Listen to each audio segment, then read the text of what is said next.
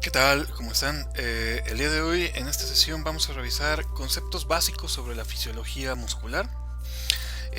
La verdad que es un tema muy importante antes de empezar incluso a hablar sobre la fisiología cardíaca, debido a que, bueno, como ya sabemos, pues el corazón también es un músculo. El cuerpo humano está envuelto en una capa muscular bastante importante. Eh, y sin más, pues tenemos que entender conceptos claves y va desde nada en cuanto a la regulación química de muchos electrolitos. Uno pensaría que la función del músculo no está tan relacionada con una función química y pues no. Como lo mencionábamos, la física y la química juegan una parte muy importante en cuanto al estudio de la fisiología. Hay que aclarar nuevamente que pues estos solamente son conceptos meramente básicos. Es un tema que se tiene que ampliar mucho. Se puede sacar muchísima información de esta parte. Y es muy importante la cuestión de que debemos de dejar estos conceptos básicos claros. Vamos a empezar con una parte importante que va relacionado con un tema que se tuvo que haber checado al momento de terminar célula, pero bueno, por la organización esto un poquito es complicado. Y tiene que ver precisamente con la actividad eléctrica que puede generar la célula y en específico el cuerpo humano. Yo creo que todos hemos escuchado justamente que el cuerpo puede producir energía, puede producir actividad eléctrica. Y tal vez no como lo mostrasen ahí en la imagen, prender un foco en ciertas circunstancias. O no, vamos, no somos baterías andantes. La cuestión es que justamente vamos a encontrar que distintos elementos químicos en su movilización a través de los compartimientos del cuerpo pueden precisamente producir cambios de voltaje que se traducirán entonces como actividad eléctrica en particular. Y nos vamos a enfocar solamente ahorita en tres en particular. Son sodio, el potasio y el calcio. Ambos son tres aniones que tienen precisamente una carga positiva. Y que justamente como lo hemos platicado en cuanto a la composición de los líquidos en el cuerpo, estos tres, por ejemplo, se distribuyen de una manera muy dispar entre los medios intracelular y los medios extracelular. Sabemos que el sodio es muy abundante fuera de la célula, pero por el contrario el potasio es muy pobre en cantidad fuera de la célula. Y esto se invierte: dentro de la célula el potasio es muy abundante y el sodio es muy pobre. Y el calcio de igual manera se compensa con otros iones. ¿Por qué mencionamos que son aniones que tienen una carga positiva? Pues eléctricamente tienen este voltaje. ¿Okay? Entonces estos, cuando empiezan a movilizarse a través de la membrana de una célula, justamente van a generar modificaciones en los voltajes dependiendo de qué lado estemos hablando, si es dentro de la célula o si es fuera de la célula. ¿Okay? Y para esto hablaremos entonces propiamente lo que es potencial de acción. Para entender un poquito de potencial de acción me voy a adelantar a un tema muy importante, que es precisamente parte del sistema nervioso, que son las neuronas. Obviamente lo vamos a abordar con más detenimiento, pero bueno, sabemos que la célula básica del sistema nervioso es la neurona, y que justamente las neuronas se pueden comunicar por dos medios: por activación eléctrica o por activación química. Justamente esta parte de la activación eléctrica se da gracias precisamente a los cambios de voltajes que se producen en el interior de la célula a relación con el exterior. Si nosotros tuviésemos, por ejemplo, la capacidad de poner un electrodo, o sea, un aparato que me registra la actividad eléctrica o el voltaje de un sitio, al exterior de la célula, y pongo otro en correlación, pues el voltaje nos va a dar cero, no hay una diferencia muy importante. Pero si yo por el contrario pongo un electrodo fuera de la célula y pongo un electrodo que atraviese la membrana plasmática de esta célula, en este caso de esta neurona, yo voy a encontrar como el electrodo que está aquí adentro me va a arrojar un valor negativo. Y a diferencia del electrodo que está acá afuera.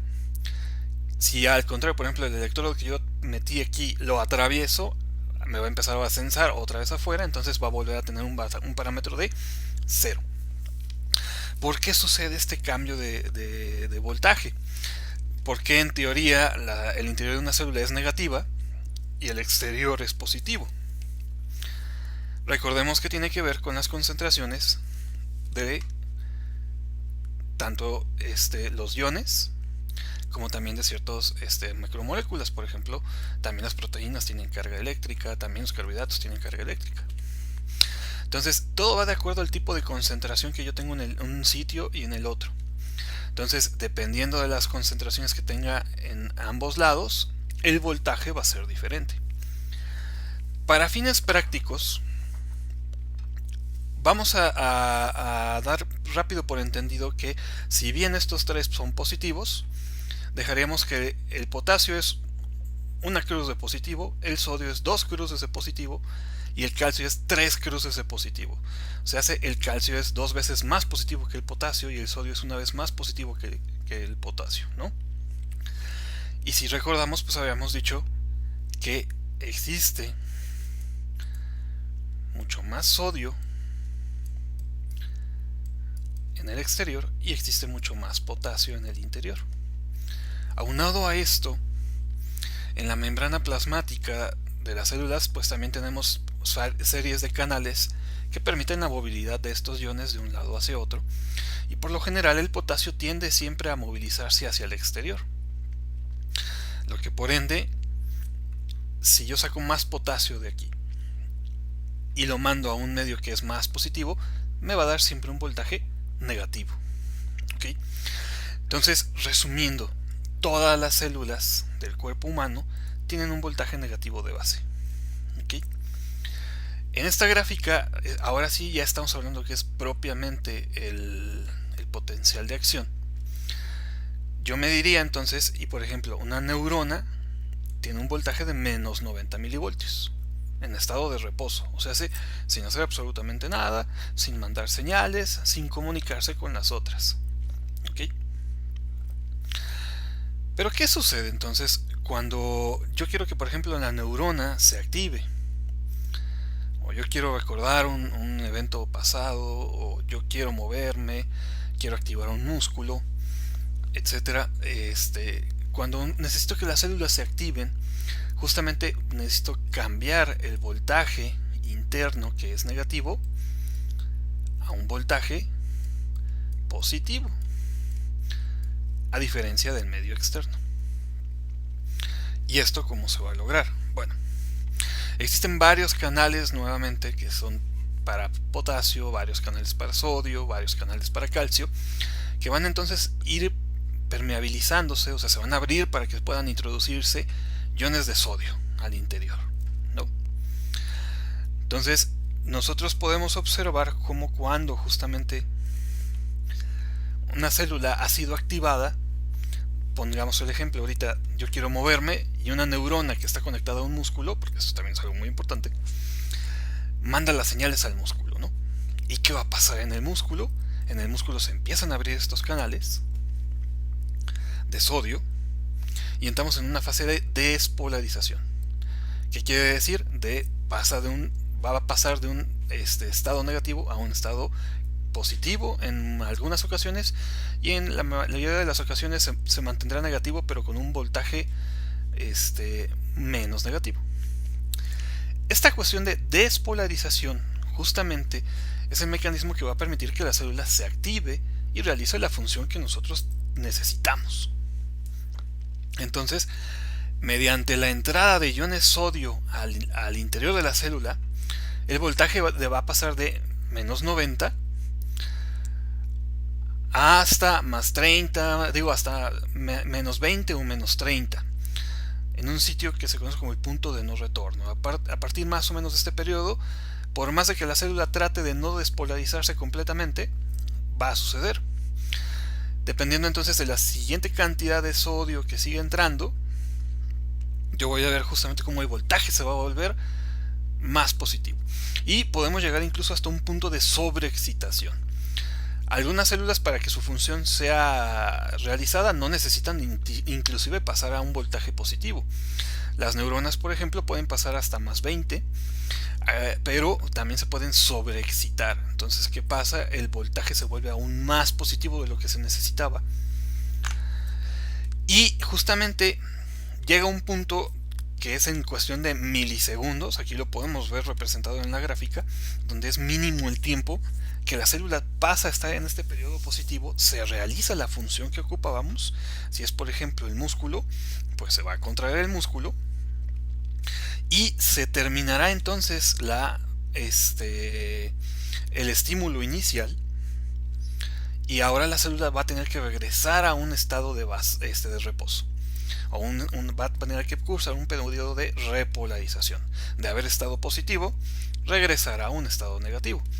Y esto lo va a lograr mediante una bomba muy importante que también tendremos que mencionar, que es la bomba sodio-potasio. Okay.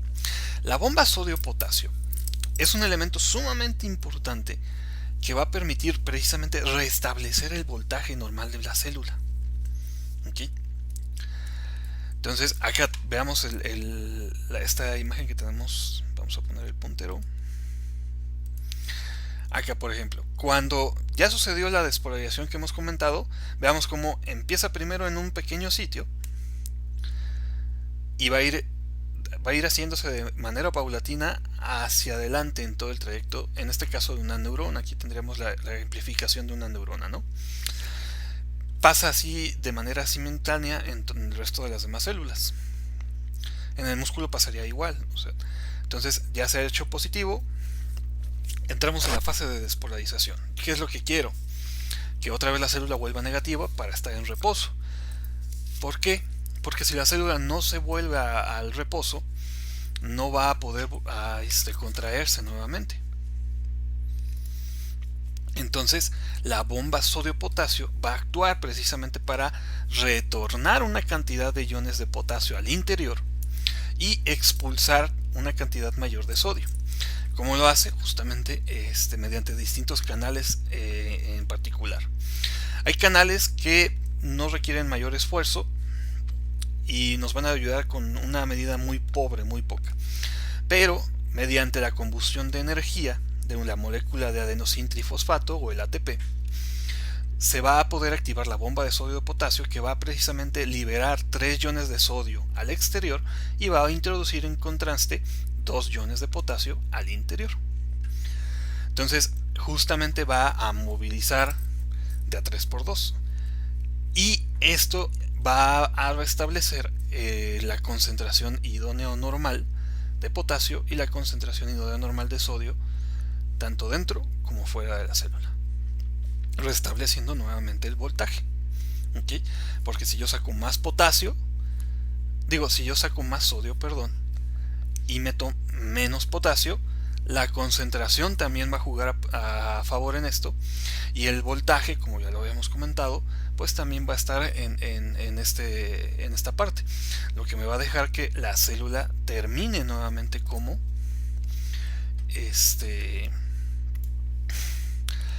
con un voltaje negativo en su interior y con un voltaje positivo en su exterior. ¿Okay? Ahora sí, ¿por qué empezar con estos elementos si lo que tenemos que hablar es sobre el músculo? Bueno, justamente si no entendemos potencial de acción, hablar de músculo pues va a ser un poquito complicado, porque aparte en el músculo ahora tenemos que meter la activación del calcio. Pero ahí vámonos parte a parte. Bueno, como ya sabemos, todos los órganos del cuerpo humano están inervados. ¿Qué quiere decir esto? Que tienen un nervio que los regula, uno o más nervios, y que pueden ser inclusive de múltiples orígenes. Entonces, muchos de los músculos que nosotros controlamos, pues justamente son activados por nuestro sistema consciente. Pero también vamos a tener muchos otros músculos que no están activados por nuestro consciente, afortunadamente. Ok. La célula muscular en particular tiene características muy diferentes a una célula animal normal, como lo llegamos a ver en la última sesión. Tienen características que nos deben de llamar la atención. Uno, son estructuras sumamente alargadas que van precisamente durante el trayecto de todo las fibras musculares. ¿Sí? Y en su interior vamos a encontrar una serie de fibras muy importantes que están distribuidas en unos conjuntos característicos que se conocen como la sarcómera. ¿Okay? ¿Qué otros elementos hay que señalar? Bueno, la membrana plasmática, en vez de llamarse membrana plasmática en el músculo, se llama como sarcolema. Tenemos el retículo sarcoplásmico, que sería precisamente el retículo endoplásmico. Y precisamente aquí también el retículo juega un papel muy importante como un reservorio de calcio. ¿Okay? Además que pues también la disposición de los organelos varía muchísimo. La cuestión justamente, por ejemplo, como el músculo requiere una cantidad impresionante de energía todo el tiempo, pues el músculo va a tener mucha más cantidad de mitocondrias que lo que tendría, por ejemplo, un adipocito o lo que tendría una célula de la piel. ¿Vale? Hay una zona muy importante que corresponde al sitio de unión en cuanto a los nervios con el sarcolema. Y precisamente corresponde a la zona de unión, donde vamos a encontrar el sitio de unión del botón axonal de una neurona. Ya después veremos las partes de la neurona, con la unión de la membrana o el sarcolema. ¿Okay? Precisamente este sitio es sumamente importante porque es aquí donde se reciben las señales cuando yo necesito que el músculo se contraiga. ¿Okay? Y bueno, esta parte lo dejaremos en pausa y lo revisaremos justamente en la fisiología nerviosa. Pero de no tener estos sitios de unión, la activación muscular sería muy difícil. ¿Okay? Ahora sí, en cuanto a músculos, bueno, sabemos que tenemos tres principales tipos de músculo. Tenemos el músculo estriado, que es el que vamos a encontrar en los más de 606 huesos, dependiendo de la bibliografía que ustedes revisen, distribuidos a través de todo el cuerpo humano, de cabeza a pies. Que precisamente es un músculo de tipo voluntario. Yo puedo controlar en base a las necesidades que yo tenga. Si yo me quiero mover, va a haber una activación impresionante de múltiples músculos para poder realizar esta función. ¿Okay? Y tenemos otros dos grupos de músculos que se clasificarán como músculos involuntarios, afortunadamente, que es precisamente el músculo cardíaco y el músculo liso. El músculo cardíaco lo vamos a encontrar exclusivamente en el corazón. Como ya lo revisaremos rápidamente, es un músculo que tiene una característica importantísima. Sus células musculares están unidas entre sí y tienen una autorregulación muy impresionante. O sea, el músculo, una sola fibra muscular activada puede activar a todo el resto del músculo, por así decirlo. Y por el contrario, el músculo liso lo voy a encontrar, por ejemplo, en todo el tubo digestivo, lo voy a encontrar en vasos arteriales, vasos venosos, y justamente tiene una característica un poco más, ¿cómo decirlo? Más fina, menos tosca que el músculo estriado. La disposición de las fibras musculares lisas realmente está diseñada para no soportar cargas musculares tan fuertes como lo sería el músculo estriado, por ejemplo. ¿Okay? Entonces señalemos justamente, músculo estriado es voluntario, cardíaco y liso involuntario. ¿Okay? Imagínense tener que controlar tu corazón todo el tiempo, porque gracias a Dios no. Bueno, como ya mencionábamos, pues el músculo estriado se encuentra distribuido a través de todo el organismo. Creo que en los libros de anatomía varía muchísimo la cantidad de músculos que se pueden llegar a encontrar. Justamente manejan de entre 500 hasta 600. Y cada uno de ellos tiene precisamente varios conceptos en particular muy importantes. Como ya lo sabemos, van a recibir una irrigación a través de una arteria, van a tener un drenaje a través de una vena, van a tener una inervación por un nervio y van a tener también un drenaje linfático. ¿Okay? Los músculos estriados están distribuidos y adheridos justamente en zonas óseas mayormente, precisamente se unen directamente hacia los huesos a través de estructuras conocidas como tendones, y mediante principios básicos de física permiten precisamente la movilidad de distintos puntos o elementos a través de todo el cuerpo humano. Vamos a revisar cómo es que se da la magia de todo esto. Ok. Sabemos en particular justamente que la disposición de los músculos va a variar dependiendo del grosor y de las funciones que tenga cada uno de ellos. ¿A qué quiero decir esto?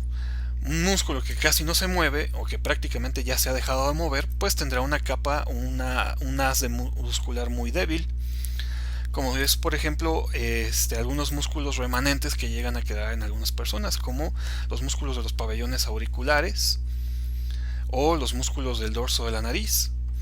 O sea, es muy raro que encuentres gente que pueda mover las orejas, o es muy rara las personas que puedan mover la nariz. Y de todas maneras tienen el músculo, pero ese músculo es muy delgado, es una lámina muy delgadita. Personas que por el contrario han desarrollado todavía esa habilidad o mantenido esa habilidad de movimiento, la compararemos que el músculo sería un poquito más grueso que otros. Pero si lo comparas con un músculo que utilizamos a diario, como es el simple hecho de los músculos del muslo o los músculos del brazo, el antebrazo, pues vamos a ver que incluso son músculos que están formados por varios haces musculares. ¿Okay? Son mucho más gruesos y es razonable debido a la cantidad de función que se tiene que hacer constantemente. ¿Okay? Entonces vamos a ver que un músculo está conformado por fascículos musculares. ¿Okay? Entonces, y a su vez, justamente los músculos en particular están envueltos por una vaina muscular. Los fascículos musculares a su vez están la vaina muscular se conoce como el epimicio. Es una, por así decirlo, una bolsa cerosa que envuelve a todo el músculo para mantenerlo en un sitio unido y fijo. ¿Okay? Ahora, el músculo a su vez está conformado por varios fascículos musculares.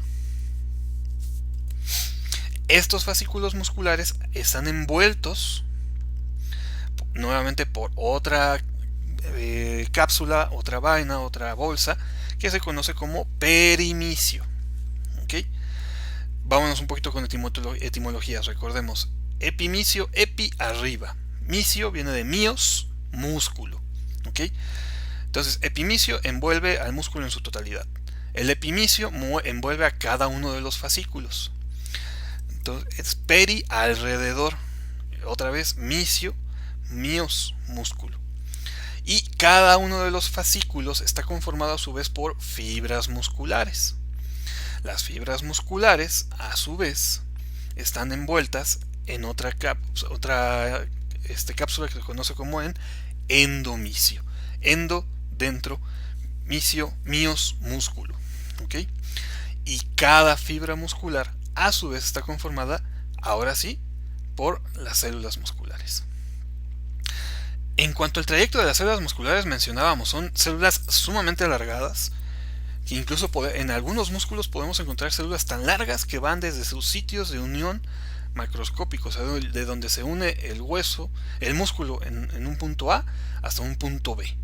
¿Okay? En el trayecto justamente de todas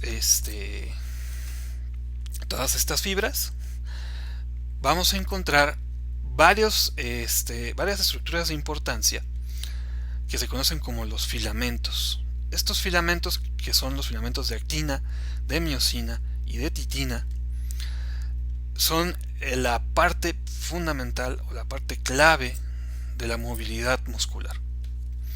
Están distribuidos en varios segmentos delimitados por una estructura conocida como la banda Z, esta estructura cerrada que tenemos aquí, que precisamente delimitan un espacio en particular que se conoce como sarcómera.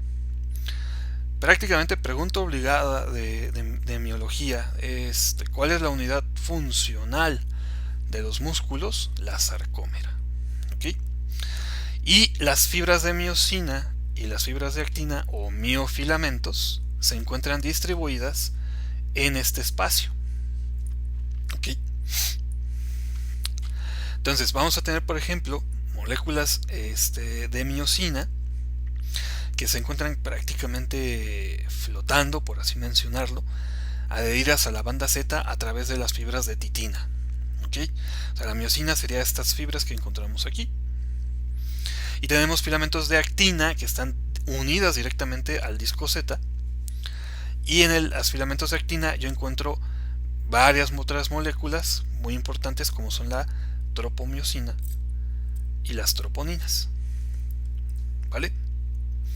Entonces, en la sarcómera delimitada por los discos Z, acuérdense, al trayecto de toda una célula muscular yo tengo un montón de sarcómeras unidas unas con otras. En su interior voy a tener miofilamentos y estos van a ser los de actina unidos directamente al disco Z, los de miosina unidos al disco Z a través de los de titina. ¿Sale?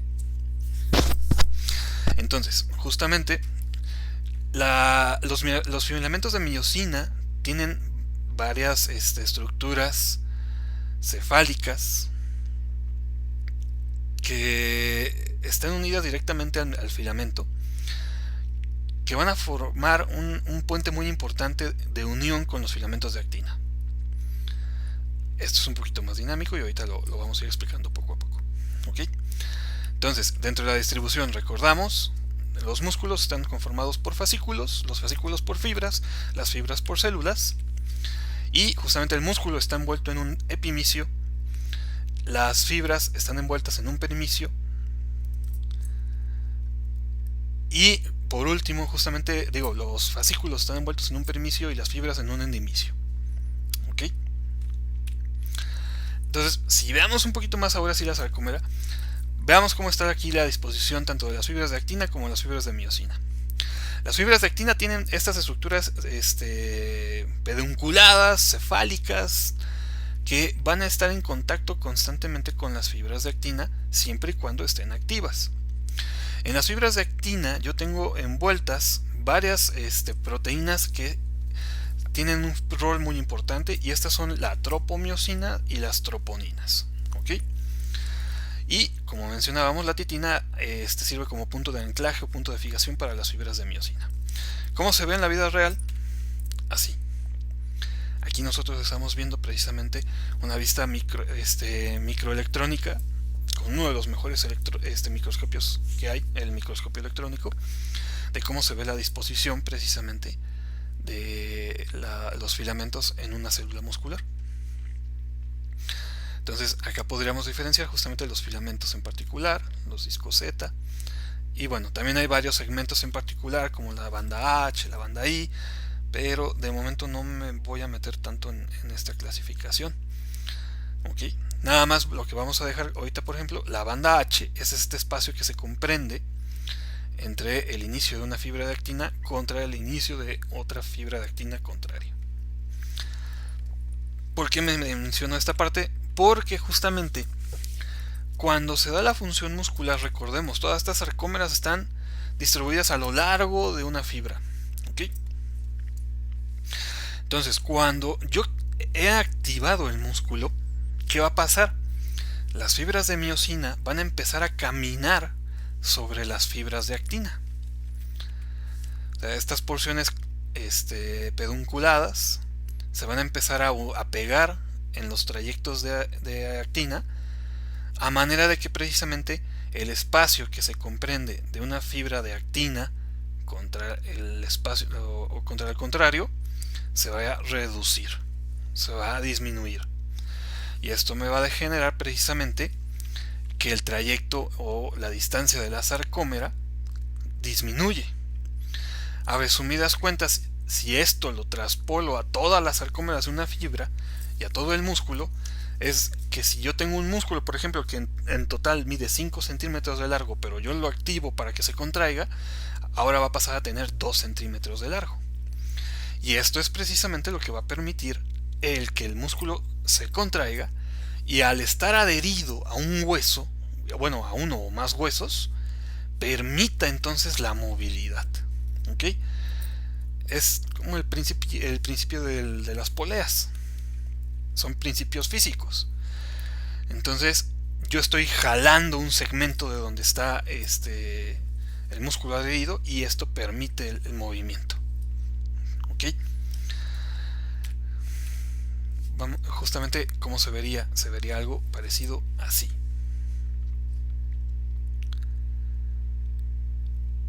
Tenemos justamente los filamentos de miosina, las porciones pedunculadas, el filamento de actina y se empieza a mover. ¿Okay? Prácticamente algo parecido, más fácil en así.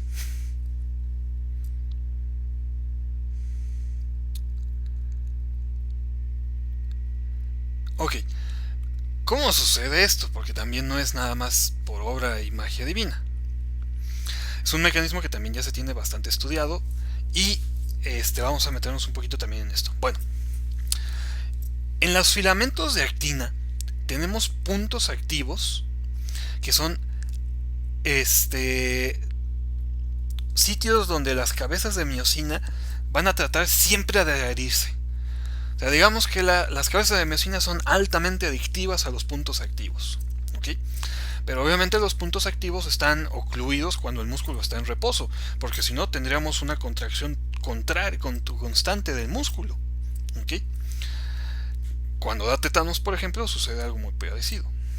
Pero entonces estos puntos activos, para que el músculo no esté contraído todo el tiempo, van a estar ocluidos por una proteína que ya hemos mencionado, que es precisamente la tropomiosina. La tropomiosina precisamente va a estar girando alrededor de las fibras de actina y va a ocluir estos puntos activos. ¿Okay?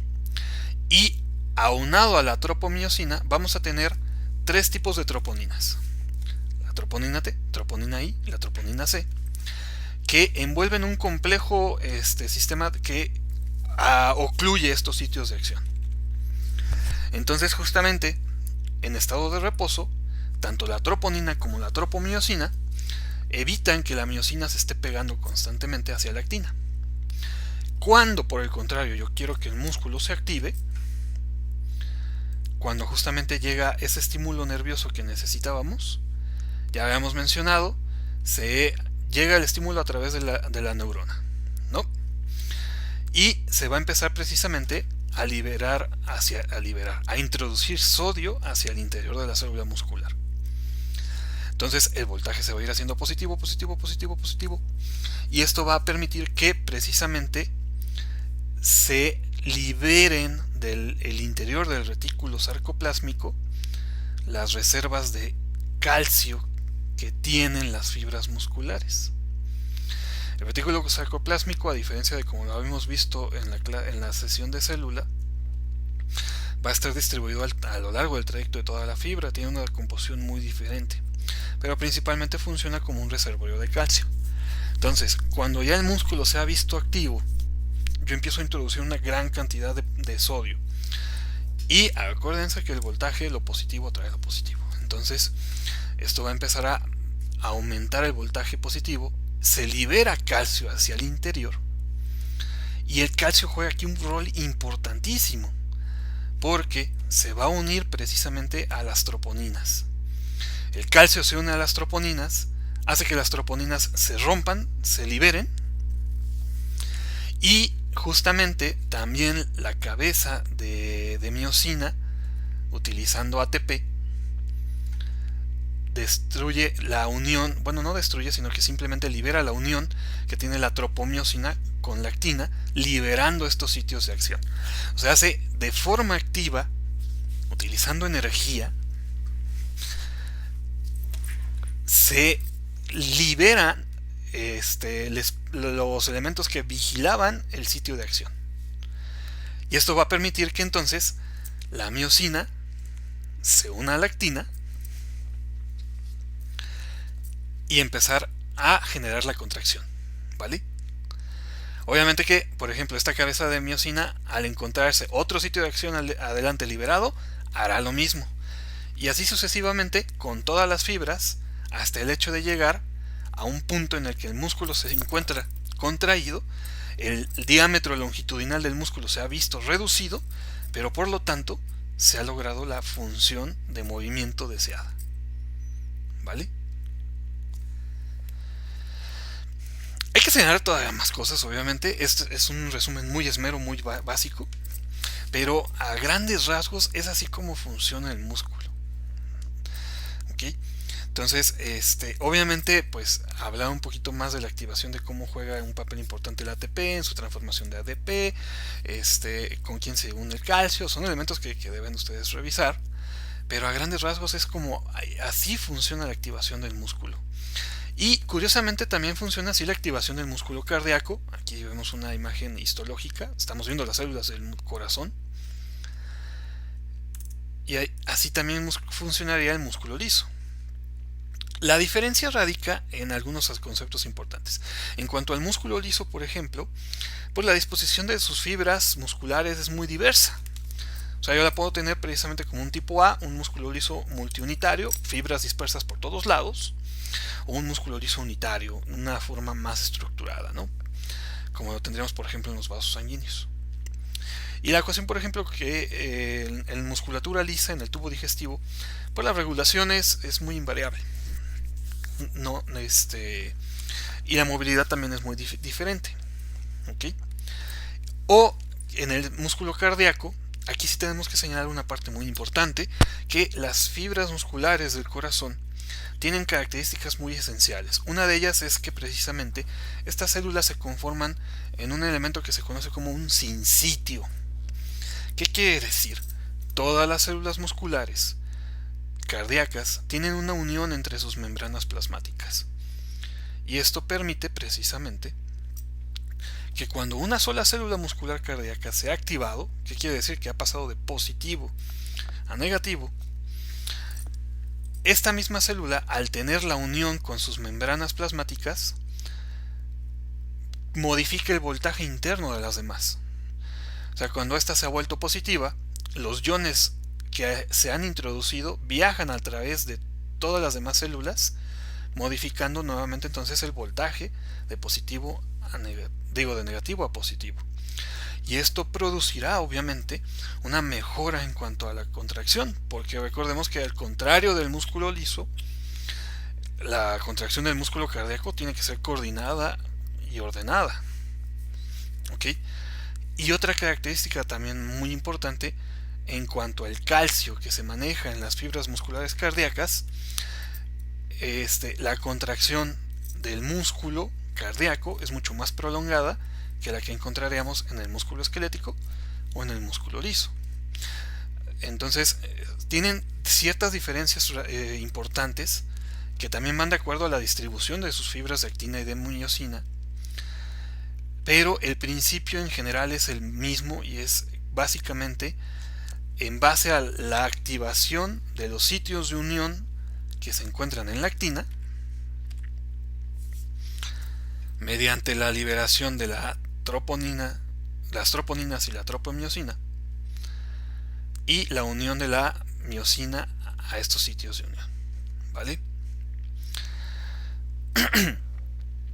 Les digo, esto es nada más los conceptos básicos. Obviamente de músculo, insisto, son muchos más elementos que hay que señalar. El músculo también juega un papel muy importante en la termorregulación, en la movilidad de los vasos sanguíneos, en la movilidad de la sangre en los vasos sanguíneos. Son muchas cuestiones. Pero vamos, esto lo tendrán que ir desarrollando en un futuro. Entonces espero por favor les haya funcionado, les haya servido esta breve reseña y muy breve explicación. Y pues sin más por agregar hasta el momento, sería todo por esta sesión. Hasta luego.